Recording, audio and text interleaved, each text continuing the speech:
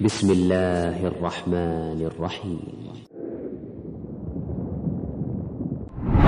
الحمد لله وحده والصلاة والسلام على من لا نبي بعده رب اشرح لي صدري ويسر لي أمري واحلل عقدة من لساني يفقهوا قولي ثم ما بعد السلام عليكم ورحمة الله وبركاته. Урматтуу мусулман бир туугандар, сабагыбызды улантабыз. 11-кадам. 11-кадам балдарды тарбиялоодо. Бул балдарыбызга дуа кылыш керекпиз. Ошол дуа тууралуу Аллах субханаху ва тааля айтат: وَإِذَا سَأَلَكَ عِبَادِي عَنِّي فَإِنِّي قَرِيبٌ أُجِيبُ دَعْوَةَ الدَّاعِ إِذَا دَعَانِ. Эгерде о Мухаммад, пенделерим сенден мен тууралуу сураса, айткын: мен жакынмын. Пендем эмне гана дуа кылса, алардын дуасына мен жооп берем деди. Демек, мусулман бир туугандар, балдарыбызга дуа кылганды унутпайлык. Ошондой эле Аллах субханаху ва тааля Фуркан сүрөсүнүн 74-аятында айткан: Раббана хаб лана мин азважина ва зурриятина куррата аюн ва жаална лил муттакина имама. О Раббибиз, сен бизге жубайларыбыздан жана урпактарыбыздан көз сүйүүнө тургандай абалды калтыргын. Жана бизди таквалардын үстүнөн имам кылып койгун деген. Демек, биз дагы жубайларыбызга, балдарыбызга дуаны көп кылыш керекпиз. Эмнеге? Анткени ата-эненин дуасына жараша бала өсүп, өркүндөп, көгөрөт. Ошол үчүн жамгыр менен жер көгөрөт, бата менен эл көгөрөт дегендей, биз көбүрөөк балдарыбызга бата берип, дуа бериш керекпиз. Мисалы бир ишти айтып койсок, ошол иш аткарса, машалла, Аллах берекесин берсин, Аллах сен өмүрүңө берекесин берсин, алымдардан бол деп жакшы баталарды айтыш керекпиз. Ошондой эле вожнубни обания ан та'будал аснам. Ибрахим алейхиссалам айткандай: "О Аллах, сен мени жана менин урпактарымды, балдарымды идолдорго сыйынып калуудан оолак кыл" деген. Демек, бул дагы дуа. Пайгамбар алейхиссалату вассаламдын хадисинде Хасан мен Хусейн кичеке кезинде эки небересине Пайгамбар алейхиссалату вассалам дуа кылды. У'идукума би калиматиллахи тама мин кулли шайтанин ва хама ва мин кулли айнин лама. Мен силерди Аллахтын толук сөздөрү менен сактанууга дуа кылып Аллахты чакырамын. Мин кулли шайтанин ва хама.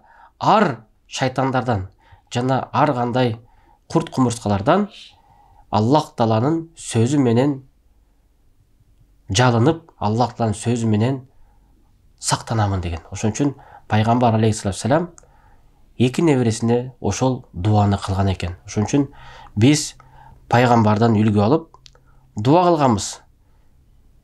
Пайгамбар алейхиссалату вассалам Хасан мен Хусейнге ошол дуаны айткан экен. Мына ошол дуаны Ибрахим өзүнүн Исмаил менен Исхак деген балдарына ошол дуаны кылган деп. Пайгамбар алейхиссалату вассалам да айтат: "Ла таду аля анфусикум ва ла таду аля ауладикум." Өзүңөргө, балдарыңарга жана мал мүлктөрүңөргө каргыш дуа айтпагыла дейт. Каргабагыла дейт өзүңөрдү. Балдарыңарды каргабагыла. Жана мал мүлкүңөрдү каргабагыла.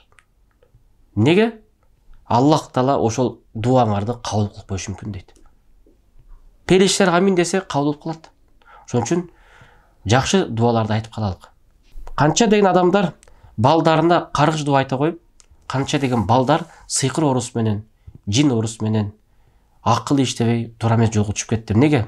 Анткени ата-энесинин каргаганын.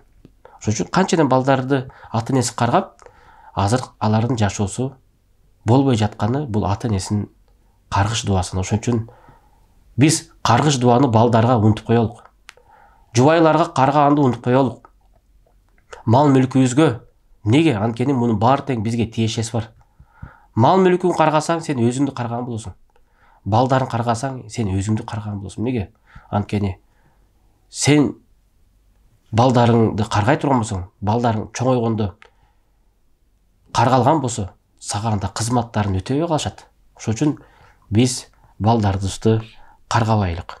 Сахабалар сурашканда Пайгамбар алейхиссалату вассалам айтты. Бул хадис Аби Умамадан келет. Я Расулулла, кайсы кыл дуа Аллахка угумду дегенде пайгамбар саллаллаху алейхи ва саллям айтты: Жауфул лейл ахир, акыркы түндүн акыркы бөлүгүндө, о дубру салаватул мактубат, ар намазын, парз намазын аяктарында деди. Мындайча айтканда бул парз намаз салам бергенде эмес, бул жерде көп аалымдар айтат, саламга чейин. Демек, дуа Аллах Таала кабыл кылуучу дуа, салам берги чекте биз ошо дуаны айтып калсак, ошол дуа кабыл болот. Ал эми парз намаз окуп туруп салам бергенден кийин дуа кылбастан зикир кылганыбыз туурарак. Анткени Аллах Кур'анда айткан: "Фаида кадайтумус сала фазкурулла". Эгер намазыңарды бүтүрсөңөр, Аллахты эстегиле дейт. Ошол үчүн биз дуа кылабыз десек, дуанын орду саждада, дуанын орду саламга чейин. Ошон үчүн келиңиздер, урматтуу мусулман бир туугандарым, намазыңарда, саждаңарда, балдарыңарга, жакындарыңарга көп дуа кылып калыңыздар. Аллах субхана ва тааля сиздердин дуаңыздарды кабыл кылуучу зат. Анткени Аллах өзү айткан: "Мен жөнүндө пенделерим сенден суранса, айткын аларга: Фа инни кариб, мен жакынмын. Уджибу да'вата да'ин иза да'a. Дуа кылып жаткан адамдын дуасына мен жооп берем" дегендей, Аллах субхана ва тааля биз менен, биздин жаныбызда өзүнүн илими менен, өзүнүн көрүүчү деген, билүүчү деген илими менен, сыпаты менен, заты менен Аллах субхана ва тааля өз аршына көтөрүлүп, бизди дайыма билип турат. Аллах субхана ва тааля бардыгын билет, бардыгын билүүчү зат, ал-алим. Аллах субхана ва тааляга эч бир зат окшош эмес, тең эмес. Аллах субхана ва тааляны дайыма бийик тутуп, улуу тутуп, Аллах Таалага көбүрөөк аны эстеп, Аллахтан сураналык бир туугандарым.